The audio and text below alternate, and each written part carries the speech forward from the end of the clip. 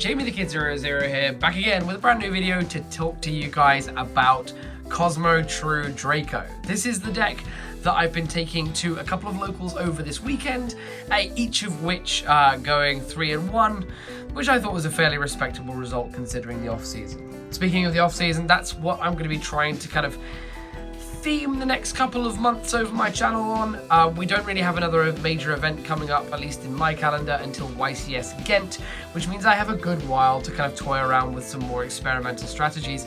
So the first one I thought I would revisit was Kozmo True Draco. While I was in Utrecht for the European Championships, I found myself with a new yearning to go back to the deck I played for the 200th YCS, and I've really been enjoying my time with it. I've got a couple of duel videos for you. One of them is kind of just an absolute crushing defeat, which I don't really make a play in, but another one of them is a real 50-minute scrap, so I'm really looking forward to posting that. Might even post it before this profile goes up. But without much further ado, this is going to be primarily a main deck profile, just because my side deck is kind of cobbled together from a previous incarnation of the deck that I played for one of my other locals, and the extra deck in this similarly is kind of like half-assed, for want of a better way of putting it. But the main deck I'm actually pretty happy with, subject to a few changes. It's 43 cards, and I already know where those 3 cards are coming out. So moving into it, we've done away with the Dark Eclipser, and we're playing 3 copies of Kozmo Dark Destroyer. Kozmo Dark Destroyer, the lifeblood of the deck, a 3000 attack beater that cannot be targeted. And I thought with things like the downfall of Orcust, in fact the Orcust aren't going to be played quite considerably because of the list changes, this was going to become a lot more relevant because untargetable 3k bodies are ridiculously strong against everything, in my opinion, in the meta, with the exception of Orcust. So I thought it would be an interestingly good meta call, and it was in the situations in which I was able to summon this.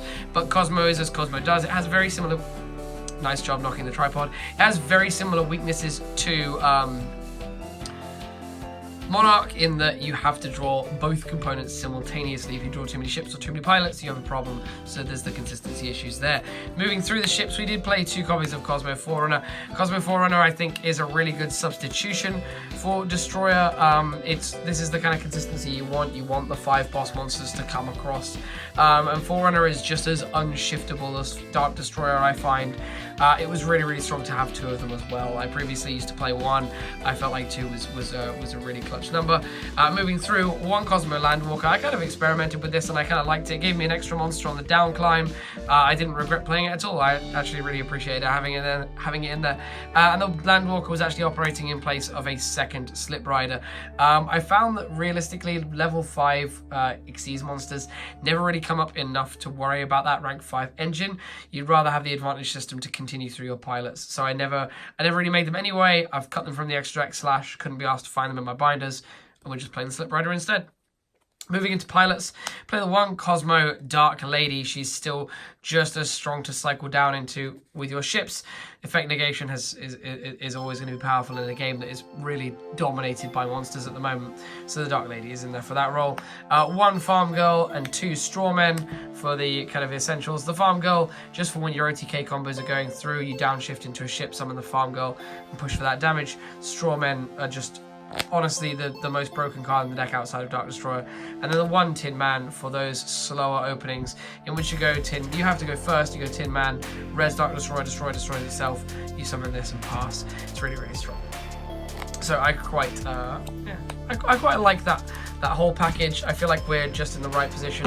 I wish I could play more, but I feel like the pilots don't do a lot on their own, and they're hard to work with, and the ships don't do a lot on their own without support. So this is about as much of an engine as I'm comfortable with running. Moving through, this is the True King and True Draco version. I'm actually playtesting 1 True King Agnimazud. Now that's because in this build we are playing a small Sky Striker package, so we have a fire monster on demand in the form of Kagari. So I thought that this would be really cool to have in hand, because I'm also playing for the actual True Dracos this lineup. So if I have to, I can diagram for one of these 2 and then use Agnimazud. I can draw into one of these hard, and then I can engage and leave myself with a Kagari, and then this just gave me another way to push a monster onto the field for damage. Link material, which is honestly in high demand in this deck, and then of course a mana in which to pop your ships. So he was pretty cool. I never had a problem with him. When I drew him, I was able to incorporate him into combos, and he was a 29 beta. So I quite liked him. But he is a bit of a leftover vestige from when I was playing the dinosaur variant, which is very similar to what's appeared on my friend Rufio's channel as well, which you should definitely check out if you haven't. That's a wild deck profile. Just look up Jamie the Kid 00, you'll find it. And then in terms of hand traps and where the 3 cards that should be removed are coming from, I played 3 copies of Ash Blossom and Joyous Spring, and then 3 copies of Psy-Framegear Gamma and the accompanying driver. So this hand trap lineup is the same from the Utrecht deck. Honestly, these 3 Ash can go. I did not find that they were that good. The only reason they're in here is for further synergy with Agnimazud. And honestly, you can take this package and you can remove it and then add one other card into the deck, and the deck will be far more consistent and I think far better. These have become so much better with the advent of Psy-Frame, I believe Epsilon, no, what's his name, Psy-Frame Lord Lambda, which we'll get to in a minute. But these are just phenomenal cards.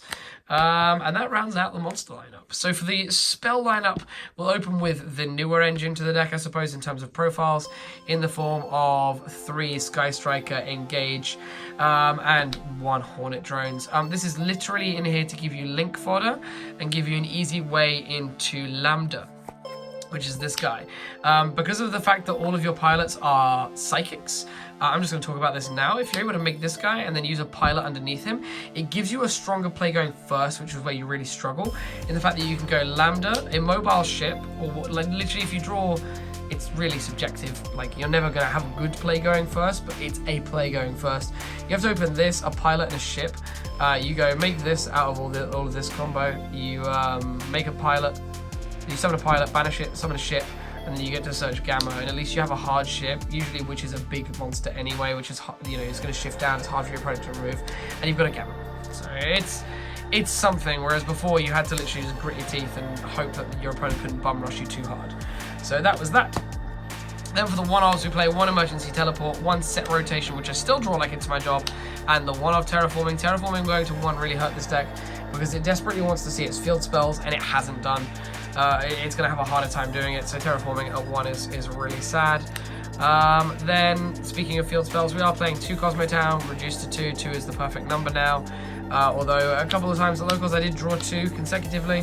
And then 3 copies of Dragonic Diagram. Its self-explanatory. Diagram is one of the most broken cards in the deck because of the fact that it triggers your ships and provides you with further advantage. It's really great. So the field spells are just phenomenal. And then for the True Draco package, which just gives you another way to play the game, you play 2 copies of Heritage, 2 copies of Disciples, and then for the trap lineup, 2 copies of True Draco Apocalypse, and 1 copy of True King's Return. That rounds out the whole main board. To talk about the extra deck that I've been playing, it's literally an incomplete thing. So, Destiny draw for my token. The most important guy, I guess, in here is the Psy-Frame Lord Lambda for the play that I talked about. You never summon this. It's got a lot of cards in here that, like, I never really summoned. You kind of need this guy for utility. This is in here for super polymerization. There's a nightmare package in here somewhere. Yeah, so like these guys for utility. I was playing the dinosaur version, so that was what this guy was in here for, as was an IB before. Like literally I didn't change. I don't care about the extra deck for this really, unless I was going into a major event. Gamma for, sorry not Gamma, Omega for your Gamma plays. Almiraj comes up occasionally for normal summoned Strawman. Link Spider comes up for the Lambda play, which I'll go through in a minute. Heater because your opponent's going to ash you, I guess, and it gets you a Kagari, which gets you a Hornet drones if you're playing the Sky Striker deck. And then like the Sky Striker dudes, and I play the Shadol package in the side. But to really talk through the only importance of the Link Spider as well, and the reason why you need it, and this is why the extra deck again is super awkward, is that if you want to make Lambda, it's really, really awkward, but this is the only deck that gives you the room to do it, just straight up off of the Hornet drones. So you go the Hornet drones, you go token, Kagari picks this back up, you go Hornet drones again, you get your token back out, you then have to turn the Kagari into Hayate, you then turn the token into Link Spider, and then you turn those two into Lambda, and that's the only way you can do that because Lambda requires 2 monsters that aren't tokens. So it's either that or you can play, instead of Link Spider, the change I'm going to be making is I am going to play Shizuku, for the simple fact that we've now had the newly released White Howling.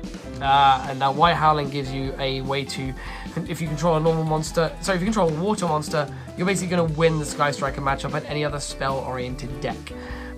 So there's bananas. It needs to be in the side for me, and it's really important because it's a good card going first, which this deck literally has nothing of. And you also play Dynamite Fighter, which is the Water True Draco. So you've got a water in your main board as well. So that's something to address. But either way, guys, it's been a bit of a short and snappy recap on this deck and my thoughts. I feel like it's kind of meta relevant. Like, Kozmo can be played if you want to give it a go. It's still by no means top tier, but if you're looking for something fun to play in the off season, this is my #1 choice, and I'm going to really try and come up with a few other concepts. As you probably saw in here, there are a few cores, so I mean, I'm trying to come up with some Tenyi shenanigans. I'm trying to come up with some Appaloosa combos, some Mannequin Cat stuff. So yeah, we'll be in touch very, very soon. But I hope you've all enjoyed. Please leave me your thoughts down in the description below. And otherwise, I've got a couple of bits of legacy content. I've got a few duels from before the limited and for minimalist, and also my deck from Euros that I recorded and I didn't manage to get edited because I lost my editing software for a little while. So if you want to see those, do let me know. Otherwise, catch you guys in the next one. Leave us a like if you enjoyed, subscribe if you want to see more of the same, and share this with your friends if you think they would benefit from the content. You've been a wonderful audience. Thank you so much for watching, and I'll see you guys next time. Peace out. Bye-bye.